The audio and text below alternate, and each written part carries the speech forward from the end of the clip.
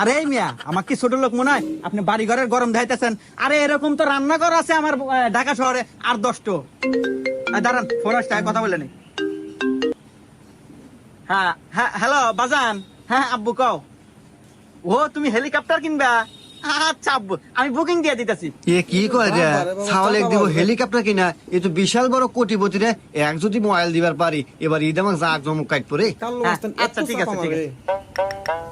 আরে ভাই আপনি দালাল করে ডাক দিচ্ছেন আমি তেমন মাইন্ড করি নাই। আমাদের এটা তো ব্যবসা, আমার দাদা করছে, তার দাদা করছে, আমার বাপ করছে, আমিও করি। আসলে এটা আমাদের বংশের ঐতিহ্যবাহী ব্যবসা। আপনি কি জন্য আছেন তাই কহেন।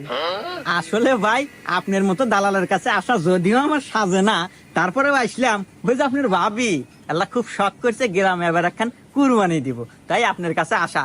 আপনি একটু দেহা শুনে ওই ভালো একটা গলের গরু কিনে দিবেন। তো আসলে ভাই গ্রামে